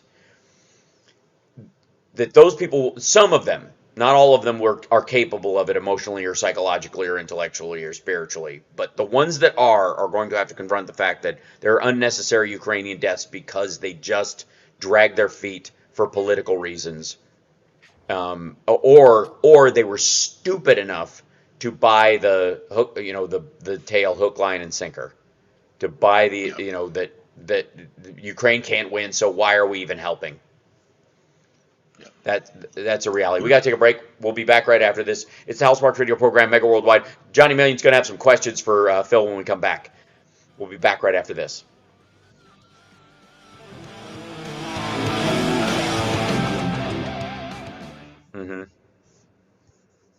I didn't want to say this on the air, but do me a favor, Hal. Yeah. Tonight, when you run into, absolutely, when you run into Steph, give her my love. She's brought me on a couple of times, and it's been great. I'd love to get back on, but I recognize she's busy with. Look, it's busy times. Yeah. But you do catch Glenn for a moment and asked him if he would be come interested on the in edge? talking to me. Well, I'll come on the edge, or I'll come on his, whichever he prefers. Because you got it. There's a topic I'd like to talk to about him, with him, and that is what happens when we don't have the rule of law. I've been to not only living in Russia, but also my travels around places that live under autocracy. Absolutely. What it is. We're coming back in that 10. We are actually at risk of losing here if we have the rule of law and democracy. I'd love to talk to him about it. So that's my blatant pitch to try and get him to get it. You're locked into the House Sparks Radio program, Mega Worldwide. Real bipartisan solutions. The man can't even say bipartisan solutions. Real bipartisan solutions. Just chokes to death on the words. It's like Kevin Kline in A Fish Called Wanda, or the Fonz saying "I'm sorry." But hey, I know words. I have the best words. Yeah, like anonymous, really anonymous. Criminal. Look, wait. Obama. Deliberately, willfully, and with total premedication. We learned this. The fact that man is as close to the White House as he ever got, the fact that he stunning. won. And the fact a sanctuary.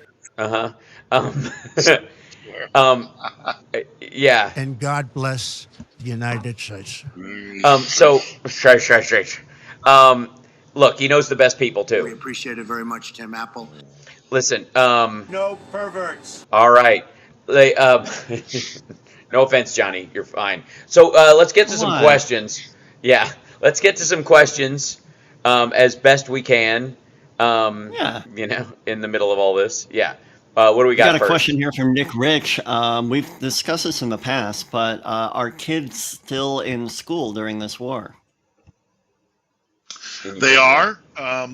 Some are going for remote education.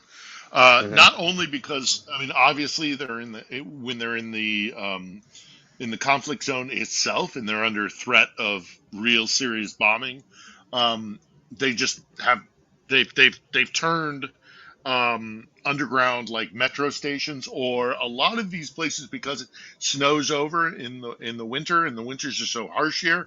They have these things called parahods, which is basically a subterranean way, a crosswalk against underneath large boulevards. They've turned those into impromptu classrooms.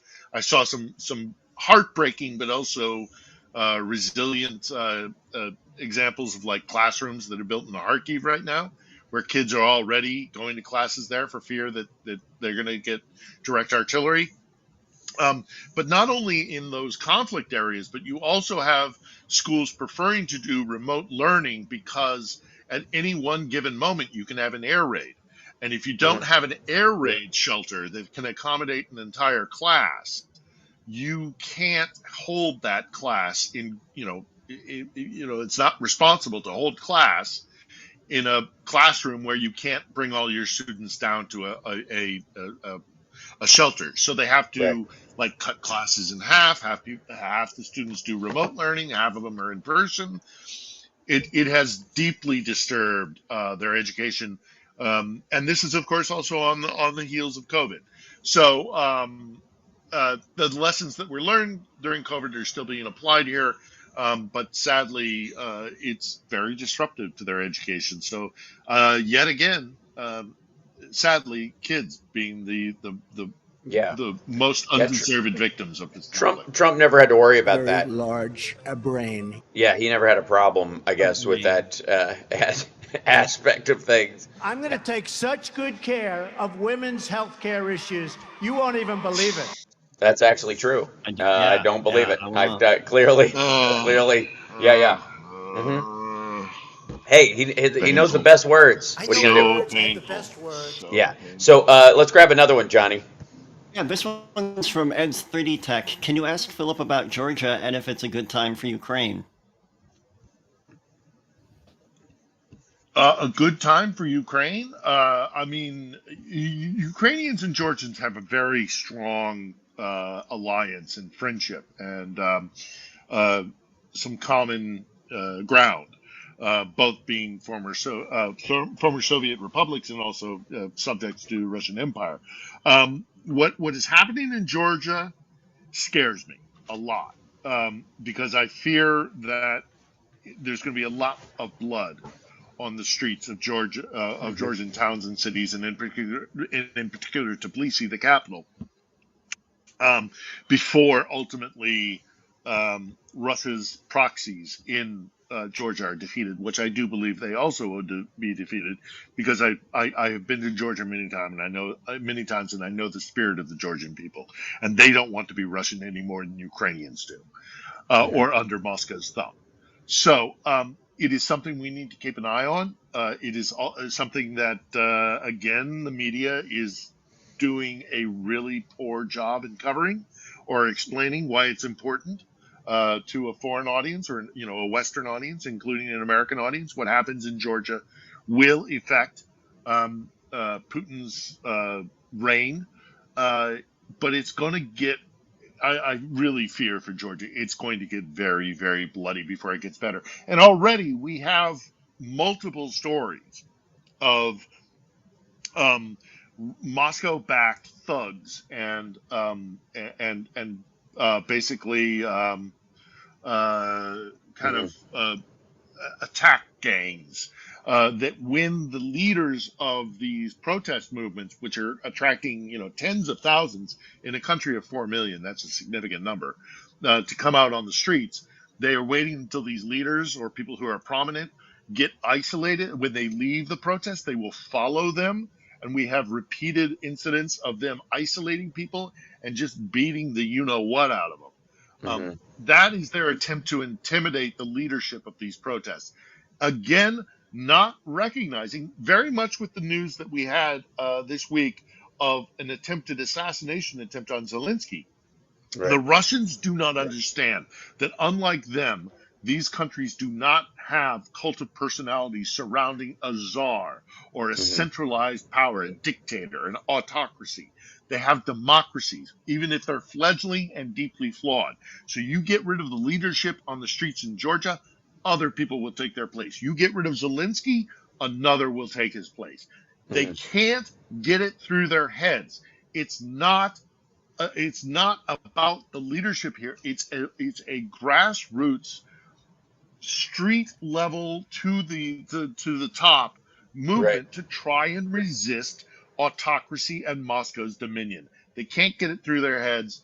They're never going to take these republics back. They're not Georgia, not Ukraine, and certainly not the Baltics or Poland, which they do have aspirations. Like I said, I do think there is a moment of reckoning that is going to come, ironically enough, maybe even not about stuff that happens in the United States, but with certain Republicans where they're going to have to face amongst their own people, their own churches, their own families or whatever, that they were part of the pointless dragging of their feet for support for Ukraine at a crucial time that caused unnecessary death. Like I feel like any of them that do have a conscience, and they've got to be, I mean, every human comes, I think, scarily close to recognizing their own mortality at some point, and looking back on it, any part you played in the mortality of someone else unnecessarily has got to haunt every person, unless you're just a total psychopath. So I don't see how that doesn't happen going forward. And it should be something as a reminder as we get closer to the election. I feel that we as voters in the United States should remind people that there was deaths that occurred unnecessarily, specifically in Ukraine, because they were just like towing this MTG line for a short period for no other reason than to make it harder for Ukraine to fight back. Hideous. Johnny, let's grab another one if we can. Yeah. Got one here from Brenda Triplett. Can you ask Phil about what kind of missile Ukraine just used on Belgorod? It was supersonic, I believe. Oh yeah, that was nuts. They have their own. They have their own weapons industry here that's been working on supersonic missiles, because of course the Russians have them as well. I saw the Belgrade attack. I don't think they have released exactly what it is they use there, but you know they have been attacking internally within Russia for quite some time now, and they have while they have tried to shore up their defenses so that Russians can't come west, that they have also been hitting into Russia's lines, behind their lines, but also striking at their infrastructure. We had a massive attack on, I believe it was Krasnodar, that got hit, or maybe it was, no, it was I think it was Krasnodar, an oil facility there.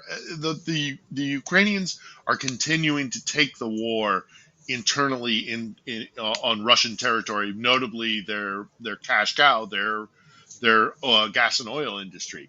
The fact that David Cameron has said that the British cruise missiles that they have provided can be used internally within Russia, which sent Moscow into fits of apoplexy,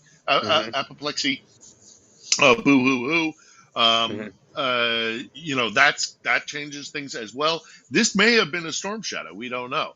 But I heard the talk that it might have been a hypersonic, but that's not beyond the Ukrainian. And the video of the footage is just striking. Because we're used to seeing drone hits as well as other hits from them.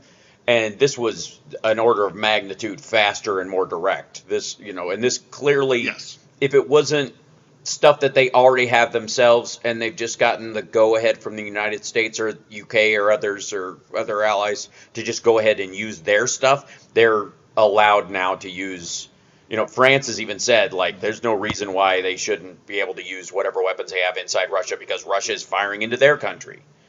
The only reason we're not is because of nukes. And again, this is an example of Russia using mutual assured destruction as an umbrella under which they can attack anyone they want. Because everybody's so afraid that that'll tip into a nuclear war that anything shy of a nuclear war, which could include genocide, wiping out an entire country, that's anything. I mean, think about nuclear war as an end-all, be-all situation. Anything shy of that, Russia can use the threat of nuclear war to engage in themselves. It's nuts. It's the exact opposite of what. And I also think it's worth. I also think it was worth mentioning that every single conflict that the United States has been involved in since we dropped a bomb on Hiroshima and Nagasaki, as horrible as those were, we have never, except for in Korea, and that got MacArthur removed by Truman when he threatened to use a nuke in North Korea. But since that time, we have never, in Vietnam, in Iraq, in Afghanistan, we never ever talked about using nukes, right? And even certainly not flippantly. Not flippantly, and not as a saber rattle. Yeah, certainly never did that. But the fact that even as we were retreating from those countries in defeat, we never said, "Well, we'll show you, we'll nuke you," and that's exactly what Russia's doing. It reveals all their the time because they know, they know they can't win here. And they're trying to intimidate the West into abandoning Ukraine by the threat of nuclear attack. And then firstly, it's just not going to happen. And secondly, it betrays their own insecurities and their fears. That's right. Let's take an early break because we got about a minute, and I don't want to get into another question before we do that, and we'll get it on the other side of this if that's cool. Let's take a break. We'll be back right after this. It's the Hal Sparks radio program, Mega Worldwide, on WCPT Radio, Chicago's Progressive Talk with Philip Bittner and his podcast On the Edge, launching soon. Check out his YouTube channel. This week. This week. Excellent. We'll be back.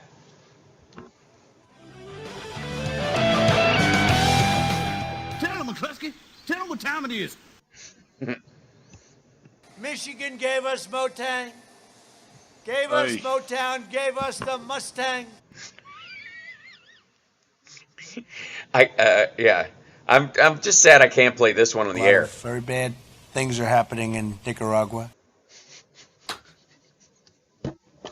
He actually said Nicaragua. He went to. I remember he did something in Michigan one time where he talked about he didn't understand what Meyer was, what the Myers were, who the Myers stores were. Who's the family, the Myers. It's like, dude, Myers are everywhere in Michigan. You don't even know the state that it's like going all throughout the South and going, I see Kroger everywhere. Kroger. Wiggly. Yeah, Kroger. I didn't realize that the lead singer of Nickelback had his own line of stores. Exactly. It's like, dude, A chat you with you faux and somehow death populist. loses its sting. Yeah, just populist my backside. We're back in 20. Say again. Sorry. Thank you. What'd you say, Phil? Oh, I just said this fake populism. If you were a populist, you would know, what Meyer is in Michigan. Oh yeah, you'd have it all memorized. The demonstrators who infiltrated the Capitol have defied the seat of dust. It's defiled, right? See, I can't see it very well. I am happy, you are happy. Let us be happy together, whether the weather is cloudy or sunny. I will always be your funny honey bunny. I am lucky, you are lucky. Let us get lucky together, whether the weather is cloudy or breezy. I'll be there to say, hey, come on, let's take it easy. 'Cause isn't it nice to have the friends that you do? And isn't it nice that the sky is so blue? And isn't it nice to say I love you, chugga chugga choo choo, woo woo. I am smiling, you are smiling. Let us smile together, whether the weather is cloudy or stormy. I will still be there in the morning. I'll be right by your side in the morning. I'll make you breakfast in the morning. I hope that you like cereal. Yay! I would like to say for the record that not all things that Trump did were bad. He did one good thing once. He did I told the U.S. Marshals to go get the man who killed another man. Yeah. So at least he's got that going for him, right? These are people who care, right? Sacrifice every Why day is he even... for the furniture, future. Yeah. People like their hate more than they like looking at themselves. Yeah. I guess so. You're, absolutely. Sadly. Despite these obstacles, Karen. Sorry. What? He's trying to say obstacles. Despite these obstacles, Karen. Okay, so let's grab another question before we get overrun by his Very large brain. There you go. A brain. What do you got, Johnny? I've got from Tammy Talpas. This is a good question. Do casualties include wounded or KIA and MIA, or just KIA? It's a good question. Traditionally, casualties are both KIA and wounded. WIA, wounded in action. Yep. Somebody, it's whoever is taken off the battlefield and not returning. Mm-hmm. And that's kind of the purpose to it. And again, in Russia, they leave people behind, and they so even their wounded in action are just are thrown away. That's the other thing. Because again, my thing isn't like this is how many are dead directly. It's these people will never be the same, and Russia doesn't care to take care of their vets.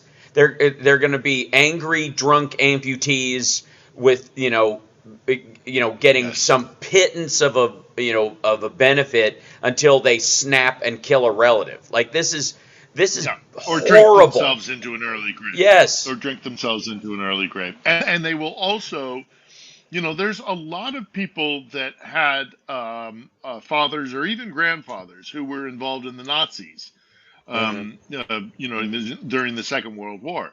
Schwarzenegger famously did his video pleading for Russians not to support Putin's imperial aspirations in Ukraine, and quoted his own father, who was an Austrian soldier in Adolf Hitler's, army, and said he was plagued with it for the rest of his life.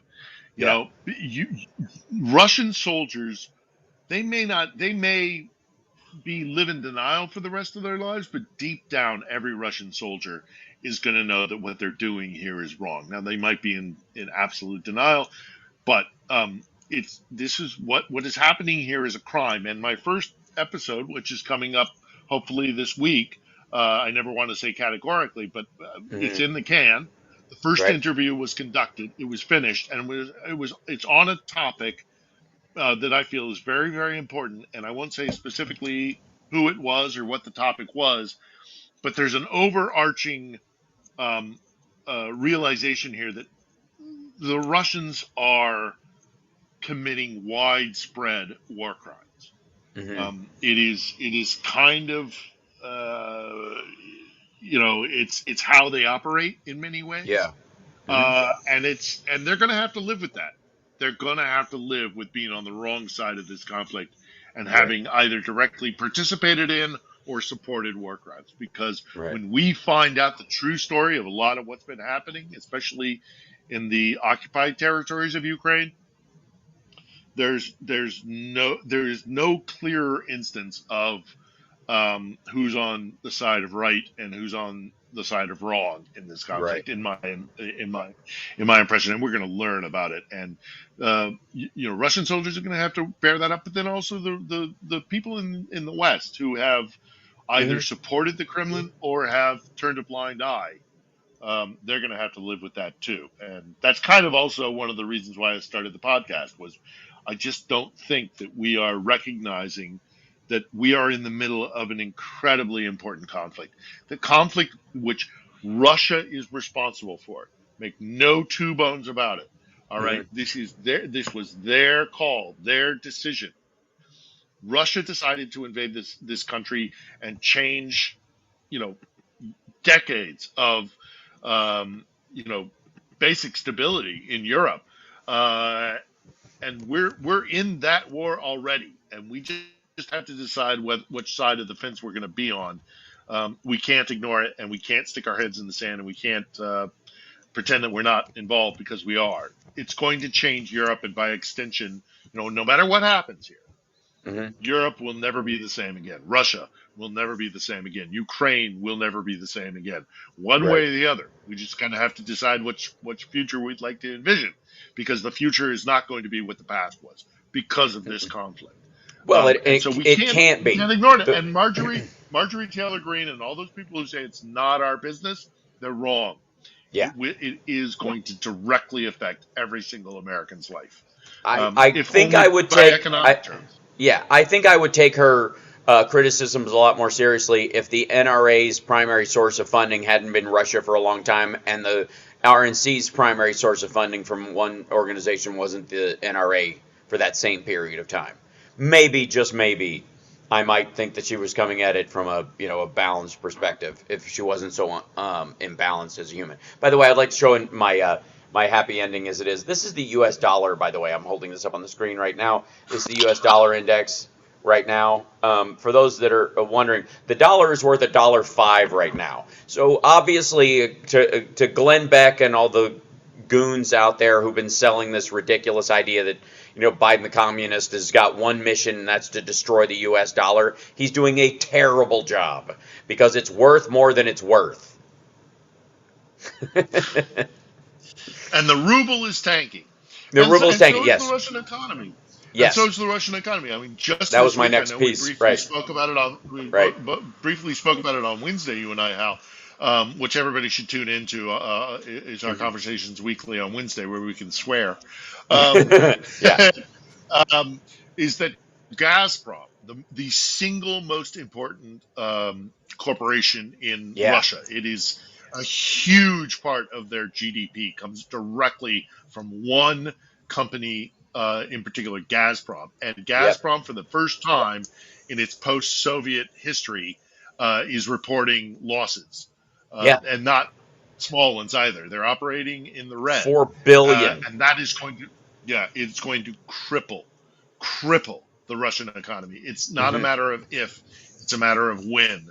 Now they could tighten their belt and suffer as they do, because Russians like to suffer. Not that much. But it's not going well. Not that much. Not that much. Yeah, they can't suffer. They cannot. There's no way to make up for that except with debt. And I don't know where they get it from, because the only source of foreign currency they're getting is from China right now. And again, the yuan only serves as a yogurt card for them. You can only buy it, only available at some locations, not all locations, and and they don't always stamp your card. Sadly, we just saw a massive purchase in rupees of Indian military hardware, because of course the Russians can only spend for the oil that they sell to the Indians. They can only be paid in rupees and only spend those Indian rupees internally within India, which is just economic disaster for Russia. Right. But of course, one of the things that they will spend those rupees on is weaponry. So in effect, India sadly is contributing to the death of Ukrainians here. So yeah, we need to crack down on some of this stuff. But yeah, the Russian economy is it's not in doing well. Horrible shape right now, and worse than it's ever been. Now, it was always bad. Again, it's kind of like the Chinese economy. The Chinese economy is in terrible shape, but it's been in terrible shape for more than a decade. It's had enough foreign investment or other ways of shuffling things around to hide the damage that was being done. For all this talk about U.S. taking on debt, we know exactly what our debt is and where it goes. The Chinese, through these like local government financing vehicles that they use to shuffle money around in the provinces, is not unlike how Russia hides their debt and all that kind of stuff. And it's all murky. And the problem is that when things get bad, it isn't that they get bad in that moment. It's that you see how bad they were. Think of it as a constant 2008. That there's this credit default swap thing just waiting around the corner. There's no way this can be shored up. It's just good money after bad so long that there's just no way to get out of this. There's just no way. And that's exactly what's occurring in this situation. These guys are, they've been shuffling this cash around for a long time, and there's no there. And they know it. Now we're all seeing it. We can see it, which we normally don't get to. If we don't lose our resolve, there's no way Russia wins this. Agreed. What do you got there, Johnny? All right, I've got one here from the Lady Beatrice. Question for Phil. Oh, Lady Apart from B. the United States, are there any other countries that are prepared to help Ukraine in this conflict? Well, the Brits have been very good. The Czechs have been very good. The other neighbors of Russia who know the threat that the Kremlin poses, they've been very good. Sweden, Finland, the Baltic states, the Poles, Latvia. the Swedes, the Scandinavians. Yeah, a lot of those guys. The funny thing is, and the closer you get to being in proximity of Russia itself, the more ardent they are in providing support for Ukrainians. And, does anybody take a moment and question why that might be? It's probably because they know exactly what it's like to live under Moscow's thumb, and they know that Russia, by its very composition, continues to be imperial, and they will always seek to absorb more and more and more territory. They must be defeated and lose their identity of self as empire for their betterment and for the world's. Absolutely. We got 2 minutes left, so I want to remind everybody, Johnny Million's got his live stream on Twitch and YouTube. It's Johnny Million. On the Edge is the name of Phil's podcast. He's also with me on Wednesdays for the second hour of my morning show, Hal Sparks Mornings, Mega Worldwide, Monday, Wednesday, Friday. And then, of course, Monday through Friday, I'm live streaming at Hal Sparks Mega Worldwide, 3 p.m. in the afternoon Pacific time. But you can watch it whenever you want to. But we dive into what Trump has been saying, and I do unedited videos of him all the way through, or whoever, be it right-wing media people. And the reason I do that is I use what they post, not clips I've taken from their shows, because this is an example of their argument and their belief system. And so when Marjorie Taylor Greene goes to the floor and makes a speech, this is her best shot at telling you, the voters, what she's all about. And so instead of taking a piece of that, I'll show you the whole thing. And that's kind of valuable to this whole conversation. That's what we get to do with Phil being on the show. We get to show you the whole image of what's going on in Ukraine and talk about it. And we will join us on Wednesdays, and you can hear us swear about it. Thanks, Chicago. And I've got to run off and go do sound check. Break a leg. Thank you. Give my love to everybody. Have fun tonight. And persuade you Glenn too, Johnny fun. Million. I know Chicago, you Johnny. Mars, Venus, Moon at Reggie's. Mars, Venus, Moon is at Reggie's tonight in Chicago. And then I'm just saying, I'm going to get you to join me on stage for Sexy Liberal Chicago at the Vic. It's going to happen. I'm ready. We'll figure it out. All right. Thanks so much, everybody. Thank you, Chicago. All right. Key? That's hilarious. I don't know. It's an E. Yeah. It's a standard. Anyways, much love to you guys. Appreciate it. Thank you so much. Right. Yeah, cheers. Tonight, Go get something to eat, Phil. Great work as always. Thank you. I will. Okay. All right. Take care, guys. Bye. Okay, bye. Bye, guys. There he goes. And then, okay, cheers. There he goes. And then I'm alone. I'm alone. Hi, thank you, Chicago. Off they go. There you go. Let's see. Just go away here. Just close this. Are you sure? Yes, I leave there. And then we go back to this. And Johnny's not on here, so it's just me. Hey, so thank you guys so much. I'm going to go eat something and get my gear together for sound check, which is in a couple hours. And wish me luck. And love you guys, too. Thank you so much. Take care of yourselves and take care of somebody else. I think today, tech-wise, audio-wise, let me check in with you guys before I go. Sounded okay for the most part. Everybody, again, I don't know why the camera's a little... I will admit, I low-resed my camera in this situation so that I wasn't eating up a lot of bandwidth, because I was really highlighting what would be the audio of the situation more than the video, because that's more crucial. But hopefully it worked out okay, and they sounded okay. And I know there's a loopback issue with Chicago going through this software that I really cannot remedy, but even with that existing, it worked. So thank you guys so much for soldiering with me the last couple of times when it was not optimal. I'm fairly certain the internet at this hotel is as bad as normal gets. Never mind the ones that are just off kilter terrible, like the ones we had in Philly and the like. But like here and in Madison and other places, this is about normal, what I can expect. So hopefully this system is working a little bit better. We'll use Ecamm for these shows, and that'll buy me a little bit of bandwidth. So appreciate you guys understanding in those moments and helping us limp through it. So next week is Albuquerque, and then there's a week, and then Seattle. And Seattle better have good internet, damn it. I don't know about Albuquerque, but for sure Seattle should, right? So anyways, much love. Thank you guys so much, and I will see you next time if my windows work. I don't know.